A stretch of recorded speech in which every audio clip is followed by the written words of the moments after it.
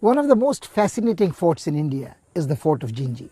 There may not have been a major battle fought here ever, but it has been a witness, uninterrupted witness, for 1,500 years of ebbs and tides of history.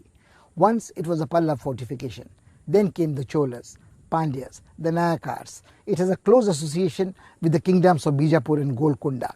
Then came the Mughals and the Marathas. Then the fort fell into the hands of the French, and then finally the British.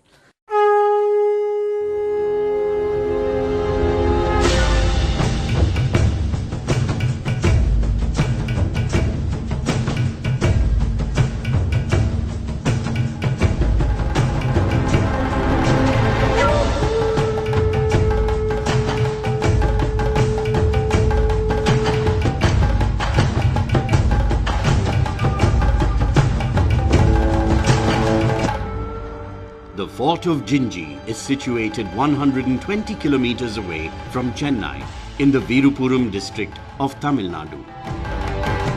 As a matter of fact, this is not one fort, but a complex of 3 forts that have protected the town of Jinji and adjacent areas.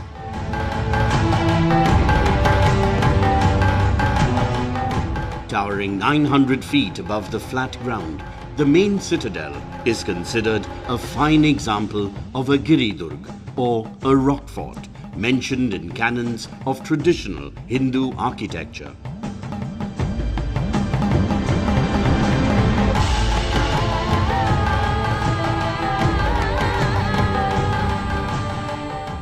Actually, in South India, the history and its destiny changed with the fall of Vijayanagara rulers in the Battle of Talikota in 1565. After that, southern India, particularly the deep south, was being divided into different Nayakdoms. And Jinji was the center of a Nayakdom, the Nayaks of Chenji.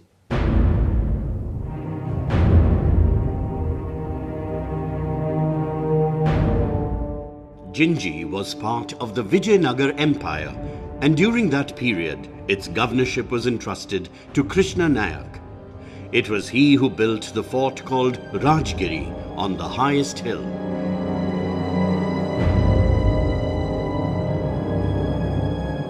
His successors ruled here for 200 years and built dozens of beautiful pavilions, palaces, and temples.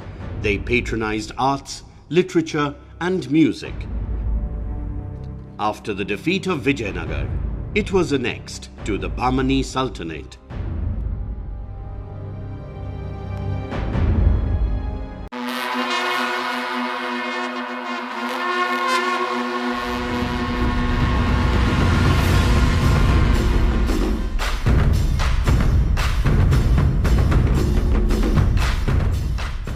Nature has generously contributed to the defences of Jinji. It was very difficult to approach the fort, which was built on top of a steep hill.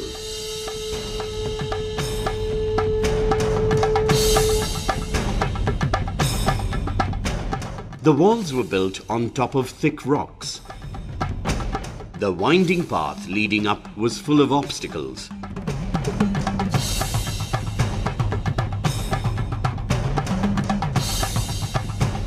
The narrow gates on this road were designed to slow down the invader.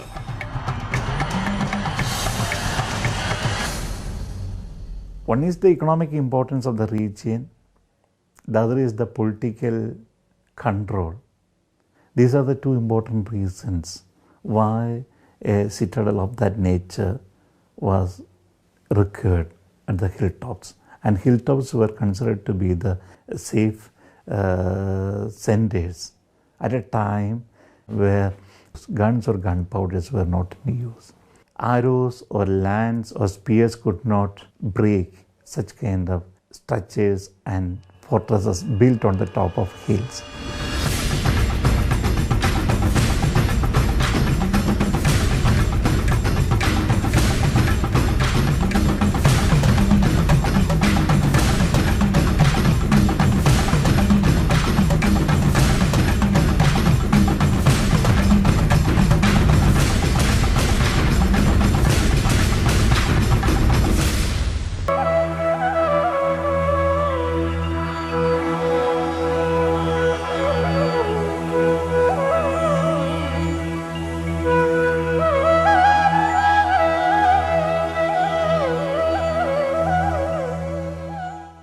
The moment you reach the top, you encounter a variety of buildings.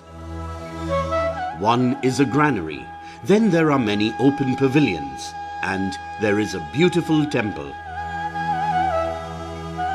Normally, only a small garrison of soldiers was posted here. The royal family retreated here only in times of crisis. Some buildings were erected when the fort was occupied by Europeans. One of them is the watchtower.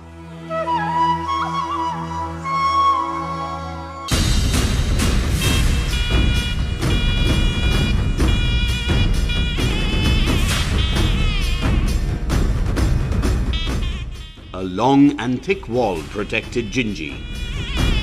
In days gone by, a rampart girdled 3 hills and enclosed the whole city and agricultural fields. Parallel ramparts served as a strong armor. The last row of tall ramparts gives the impression that they have grown organically from the rocks.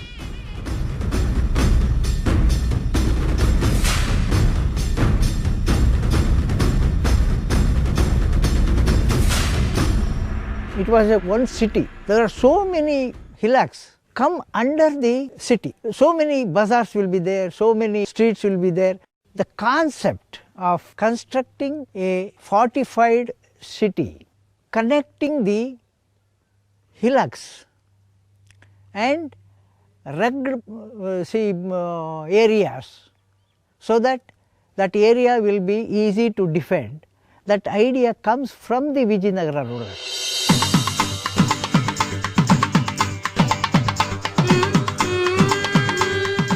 Several gates provided access to the fortified city of Jinji. Amongst these, the Pondicherry Gate and Vellore Gate are prominent. The road passing through the gates suddenly turns into a sharp right-angled bend, and the way ahead is blocked by a thick wall. Excellent examples of South Indian sculptures adorn the platforms along the walls. Vijayanagar Empire soon established its supremacy over entire South India. The Vijayanagar rulers themselves have improved on the fortifications and added their own buildings, especially most probably the Kalyana Mahal as well as the temples that were built there. Because you can see definitely the style of the Vijayanagar Nayak there. Now when he was ruling, and his son Krishnappa Nayaka also, they made a name for themselves by their donations to various charitable causes and maintaining the temple. Venkatraman Temple that stands near the Pondicherry Gate was built by the Nayaks in the 17th century.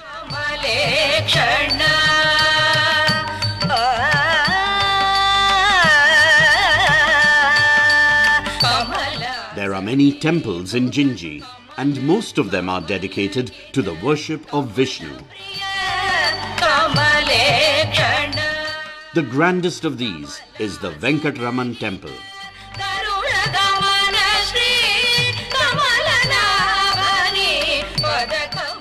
Built in the southern style, it has tall gopurams. It has a nut mandap and pillars that are beautifully decorated.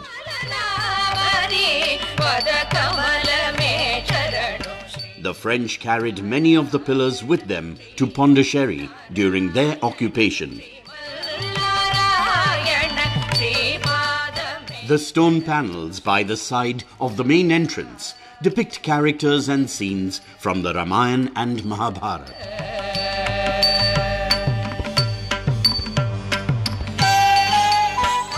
The fort of Jinji has had to endure many assaults in its long life, yet this temple has managed to survive. Surely the local community has played a significant role in preserving it. Like many other temples in South India, the Venkatraman Temple too has served as a seat of culture and learning. Even today, when classical dancers perform in the courtyard, memories are revived of the glorious days this fort has seen. Excavations have revealed many interesting facts about this fort.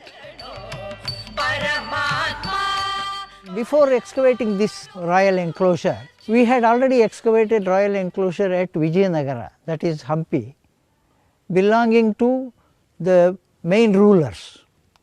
So we wanted to know the difference between a provincial capital and the royal enclosure in the capital city. There is very good comparison between the real royal citadel and the provincial capital citadel.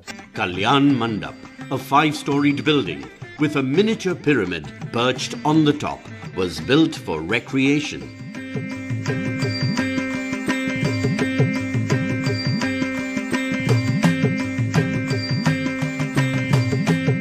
It is quite unique and reflects the same blend of Hindu and Islamic architectural styles that is a characteristic feature of buildings in Bijapur.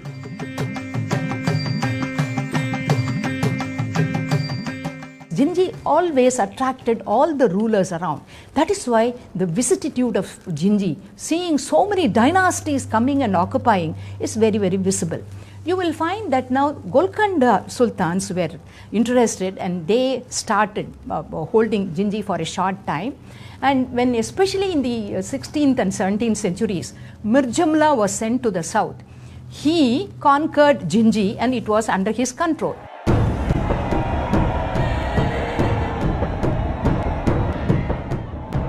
The riches of Jinji tempted Aurangzeb.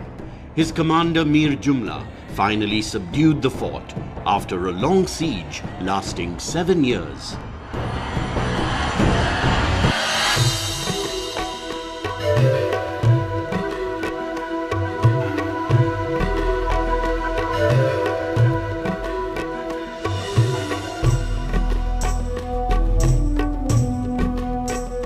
Krishnagiri Fort, an integral part of the Gingee Fort, is situated to the north of Rajgiri, on the way to the pilgrimage of Annamalai. It is built on top of a 500-foot high hill.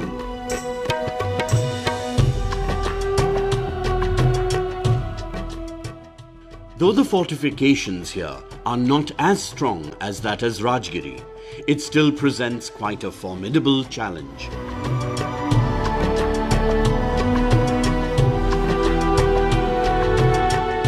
Here too, one can see a variety of buildings, a granary, a court pavilion, residential apartments and more. There is a happy coexistence of Hindu and Islamic architectural styles.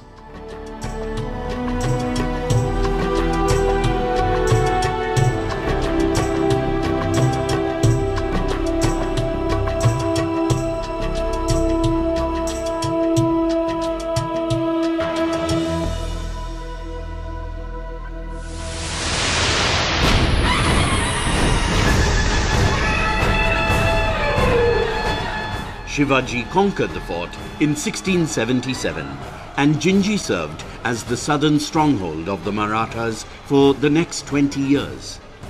This was the base from where they mounted guerrilla raids to harass the Mughals. Shivaji had great political foresight. He relied on forts. He built a series of forts in order to protect himself, and Aurangzeb never managed till his death to got hold of Maharashtra because of the forts built by Shivaji. Chenji came under the control of the Marathas in 1677. And Shivaji was the one who really made it a very strong, impregnable fort as we see it today. Covering the entire 3 hills with walls and using the natural defense system of the mountains too. And seeing that there was a military quarters for the people to train, as well as numerous temples which were there were also protected by him. The Ranganath Swami temple is at the top of the Krishnagiri hill. This was built as the shrine where the ruler could offer personal worship. Though small in size, it is quite attractive. One can see the same type of open pavilion here as the one at the Venkatraman temple.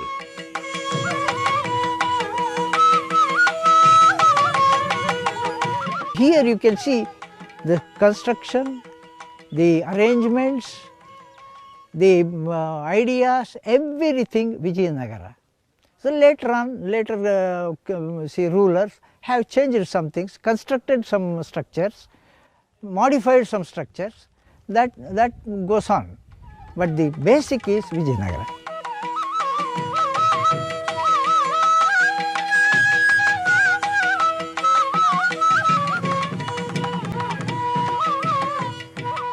It is remarkable that these temples were not harmed or demolished by the Muslim rulers. They strove to maintain communal harmony.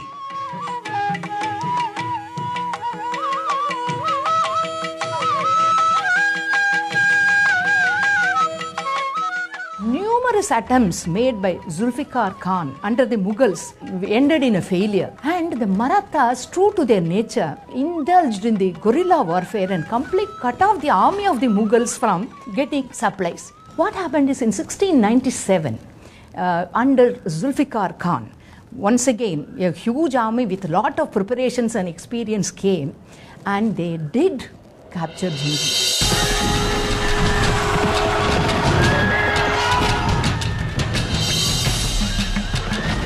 The Maratha chieftain Shivaji sought refuge at Jinji when he was harassed by Aurangzeb. The Mughal commander Zulfikar laid siege to the fort, and though Shivaji managed to escape, the Mughals occupied the fort.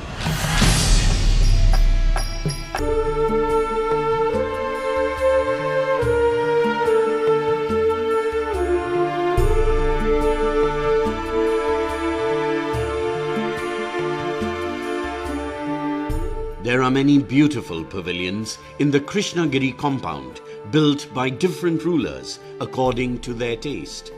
That is the reason we encounter not one but many architectural styles here. New structures have come up on top of existing ones as a fresh layer, ensuring that the old building remains intact and isn't defaced or damaged.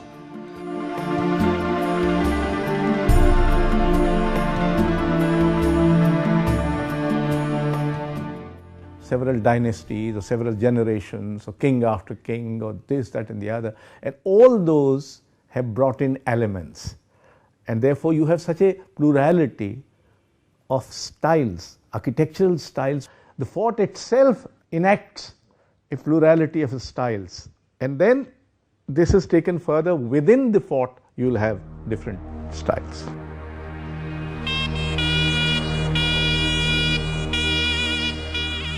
The pluralism displayed in the buildings at Jinji was the hallmark of its social life. At different places, the buildings in Jinji reflect the influence of Vijayanagar, the Delhi Sultanate, or Maratha architecture.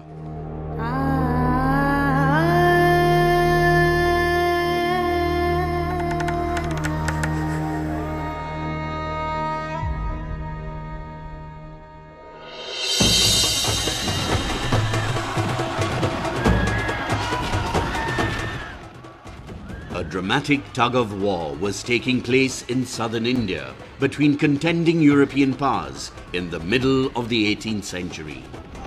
Fortunes fluctuated sharply, but finally the British vanquished the French and they occupied Jinji. With this began a period of neglect. Slowly, beautiful buildings crumbled to ruins. The fort has played a decisive role in the history of our nation. It is a priceless gem of our heritage.